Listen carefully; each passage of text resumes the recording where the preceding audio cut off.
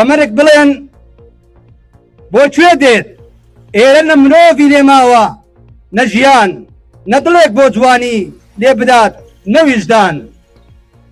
ئامادەوانی بەڕێز چالاکوانانی ئازیز هەموو لایەکتان بەخێر بێن.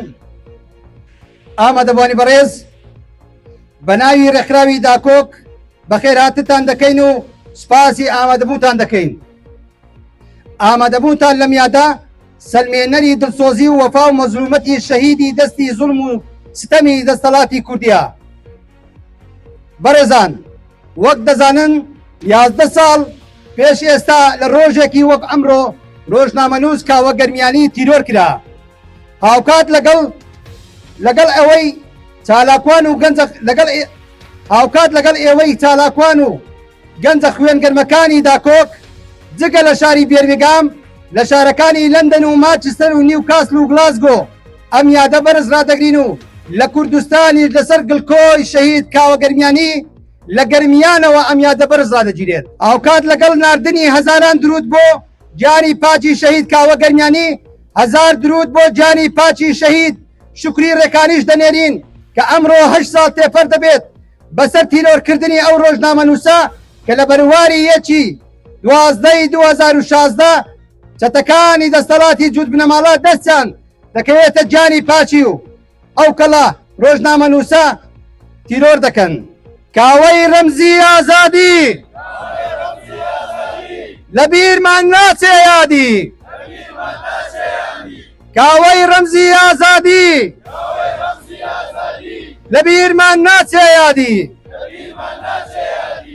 ئەمڕۆک و ئەندام و چالاکوان لە ڕێکخراوی داکۆک هەستان بە ڕێخستنی ئەم خۆپیشاندانە لە یادی شەهیدی قەڵەم کاوە گەرمیانی کە ڕۆژنامەنووسێکی بوێر و لێهاتوو بوو بە ئاشکراکردنی دزی و گەندەڵی و کارە نایاسایەکانی دەسەڵاتدارانی هەرێم. ئەمەش بوو بە ترس و دڵڕاوکێ لای دەسەڵاتداران، بۆیە دەسەڵاتدارانی هەرێم هەستان بە تیرۆرکردنی بە شێوەیەکی زۆر درندانە. ئێمەش ئەوە دووپا دەکەینەوە لەسەر ڕێبازی کاوە گەرمیانی بەردەوامە بین لە دژی ئەو دەسەڵاتە بە ئاشکراکردنی گەندەڵی و دزیەکانیان هەتاوەکو بکوژانی کاوە گەرمیانی بە سزای خۆیان نەگەن، چونکە شەهیدکردنی کاوە گەرمیانی لە ئەستۆی دەسەڵاتدارانی هەرێمی کوردستانە. ئێمە هەموومان کاوەین، دژی زوڵم و چەوساوەین، ئێمە هەموومان کاوەین، دژی زوڵم و چەوساوەین. بەڕێزان و خۆشەویستان هەموو لایەک بەخێر بێت. بەداخەوە خەڵکی لە وڵاتی خۆیان ساڵانە یادی ڕوودا و خۆشەکانی شیانانەکەنەوە، بەڵام ئێمە دەبێت هەموو ڕۆژێک یادی لە تاوانی حیزبە دەسەڵاتدارەکانی هەرێم بکەینەوە، بەڵام ئێمە بێتاقەت نابین و بەهێزتر دەبین، چونکە هەرکی ئێمە ڕووی ڕەشی ڕاستەقینەی ئەم دەسەڵاتە دز و خوێنڕەشی کوردستان بە دنیای دەرەوە و بە تایبەتی وڵاتی بەریتانیا نیشان بدەین. لە کۆتاییدا ڕۆح و گیانی کاوە گەرمیانی و نمونونەکانی ئەو شان بێت و دەستخۆشیش بۆ ئێوەی کوردانی تاراوگا پێکەوە دەست لە ناو دەست کار دەکەین بۆ ڕووبەڕوونەوە و پیشاندانی ڕووڕەشی ڕاستەقینەی ئەم دەسەڵاتە. تۆ قەڵەمەکەت بەکارهێنا دژی لولەی سیلاحەکانیان، نوکی قەڵەمەکەی تۆ کراوە بە دڵی دەسەڵاتدارە دز و مافیا و گەندەڵەکاندا. ئەو ڕێبازەی کە تۆ داوناوە و بناغەی بۆ داناوە، ئێمە بەردەوامە بین لەسەری و بەڵێنمان دووپاتەکەینەوە تاوکو بە ئامانجەکانمان نەگەین و ئامانجەکانی تۆ بەدیێنین بەردەوامە بین. شەید کاوە تۆ زیندوی لە دڵی هەر یەک لە ئێمە. کوردستان منی نەدەویست چونکە زمانم دەگەڕا، وەک کەڵەشێر دەیان بینیم لە نێو بزن و بەرخومەڕا. کوردستان منی نەدەویست چون شەڕم بۆ بێنان دەکرد، بێنان شەڕی لەگەڵ من بوو بۆ دستەکی لە شان دەکرد. کوردستان منی نەدەویست چونکە دەمگوت سەرۆک دزا، بۆ میلەتی گورجی هارە بۆ دوژمنان سەری کزا. کوردستان منی نەدەویست وڵات فرۆش لەسەر شان بوون، دڵسۆزانی ناو گەل و خاک دایمە بێبەرگ و بێنان بوون. کوردستان منی نەدەویست بۆ ئازادی لە شەقام بووم، لای جاشەکان بێزارکەر و لای خەڵک گەوج و نەفام بووم. کوردستان منی نەدەویست دەمگوت تاکەی گەر سەپام بێ، بۆ دەنگ دەدەن بە داوێن پیس بۆ سەرداری نیشتیمان بێ. کوردستان منی نەدەویست کە دەمگوت نابۆ تۆی زاڵم سێبەری دەیان لولەی چەک دەهاتنە سەربانی ماڵم. کوردستان منی نەدەویست گەلی بێنان نەبووە پشتم، سواری تەنها تۆزێ ناکە بێپشتی بوو کە دەیکوشتم. کوردستان منی نەدەویست وەک سوتاوێکی بێ دەرمان، بە ناچاری و چاوبەگریان جانتای سەفەرم کردەشان. خۆشەویستی سپاس. پێناسەیەکی شەهیدی قەڵەمی ویژدان کاوەگەرمیانی لە چەند وشەیەکدا. تۆ لە ڕووی مادیەوە زۆر هەژار بوویت، بگرە هەژارترینیش بوویت، بەڵام لە ڕووی ڕووعی ویژدان و مۆراڵەوە یەکێک بوویت لە بێوێنەکان. تۆ مانایەکت بە ژیانت بەخشیوە بە ماناترین شێوەش کۆتاییت بە گەشتە کورتەکەی سەرزەوی هێنا. کاوەگەرمیانی شەهیدی قەڵەم و وتنی ڕاستی ئەمڕۆ 11 ساڵ تێپەر دەبێت بەسەر تیرۆرکردنی ڕۆژنامەنووس کاوەگەرمیانیدا. یەکێک لە شەهیدانی قەڵەم کە لە پێناو وتن و گەیاندنی ڕاستیەکان و ڕەخنەگرتن و ئاشکراکردنی کەیسی گەندەڵی و نادادی و تاڵان بەڕووی دەسەڵاتدارە بازرگانەکانەوە.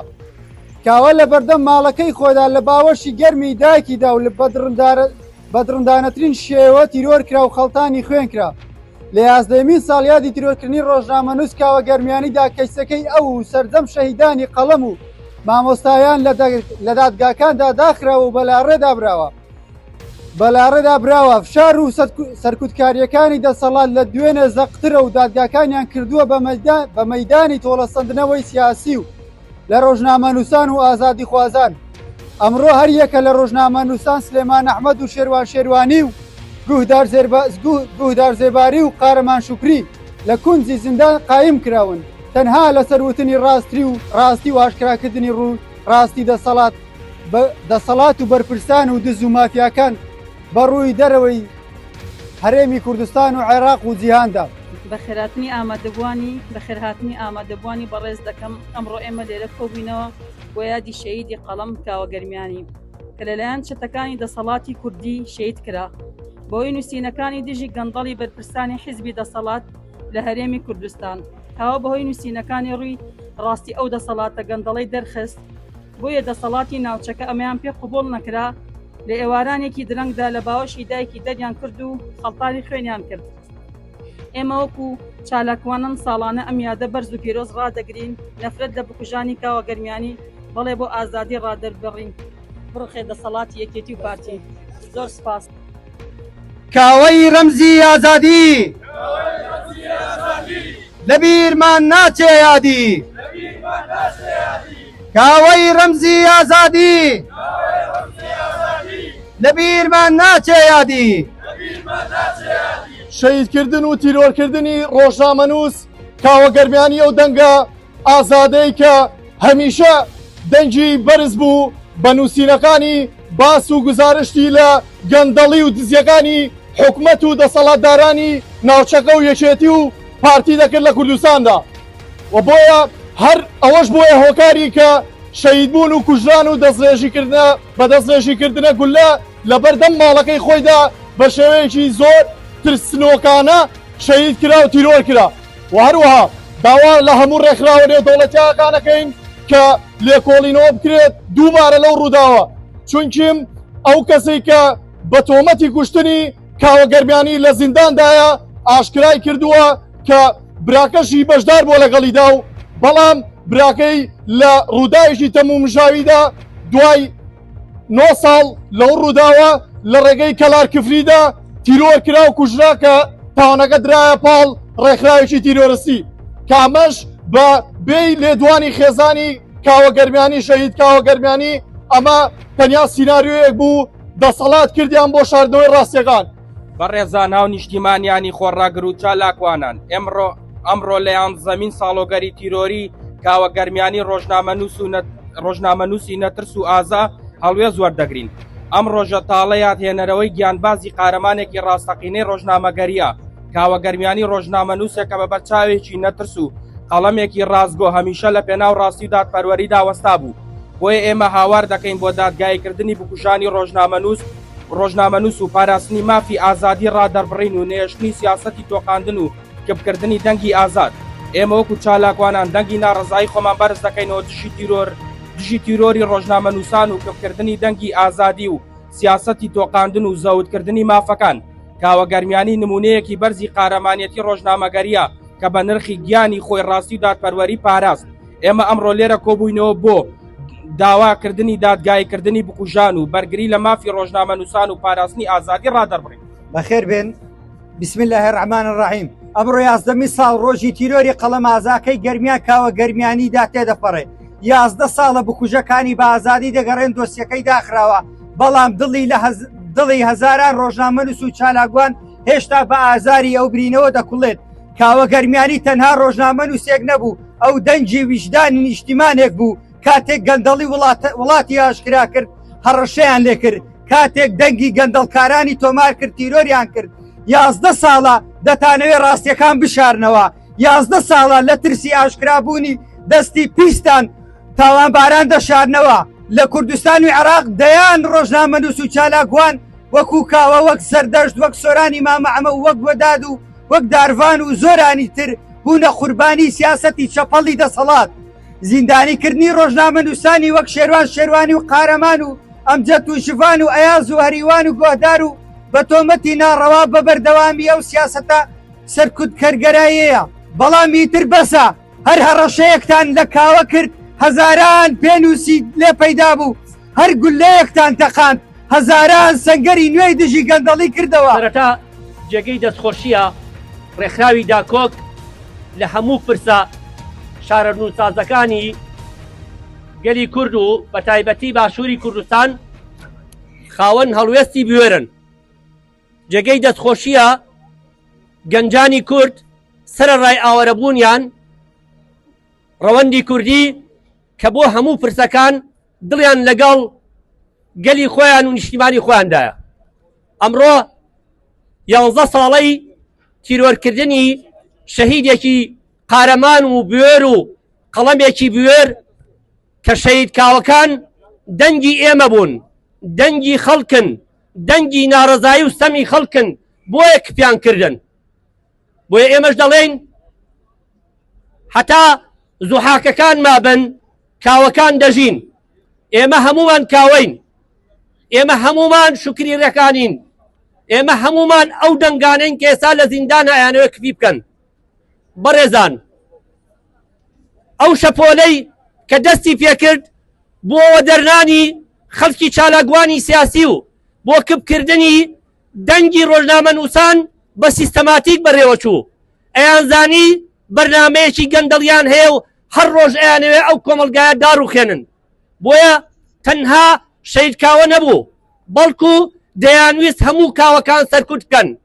دیارە جێگەی دەستخۆشیە کە ئێوە ئەم یاداکەنەوە. Good afternoon, everyone. Today I'm here. I am very sad and also I am very happy. I'm very sad because as you know that today is the 11th anniversary of the assassination of one of the journalists in the Kurdistan. And also I am very happy because as you know that there are so many new generation of the Kawa Germani. So they can't break my pen, but they cannot break my voice. They can't kill my body, but they cannot kill my soul. So Kawa was a very sharp pen in the Kurdistan. So from the future or from now, we are going to tell them, you might kill one body, but the voice will be more and more. So in the last word, I'm going to say, we will never forget Kawa Germiani. Thank you very much.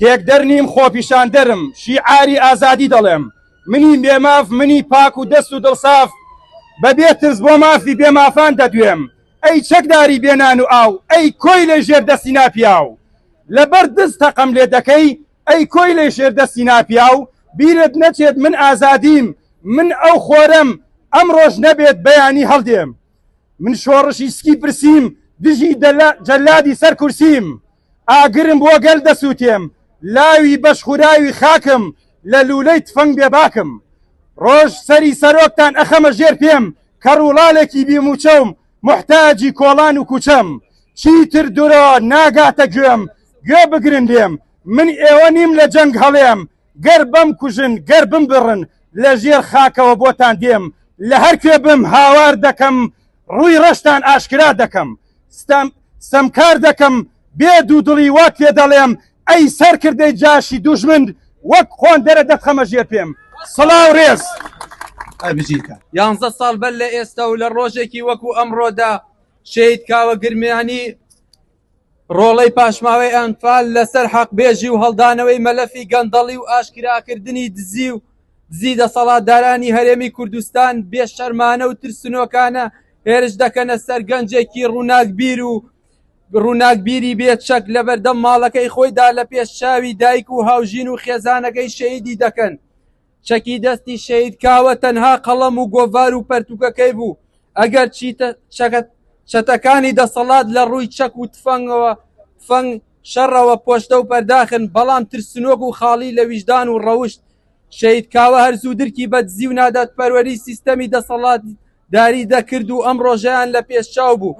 دەسەڵاتدارانیش خۆیان باش دەناسی، هەر بۆ یەکەوتنە کردنی دەنگی ناڕازی و بوێرەکان هەڵمەتێکیان دەست پێ کرد بۆ زیندانی بۆ تیرۆرکردن و زیندانیکردنی کەسایەتیە چالاکەکان. شەید کاوەی ڕۆژنامەنووس واتە دەنگی کە کراوی خەڵک و داخوازی خەڵکی ستەم لێکرا و مافخوراو.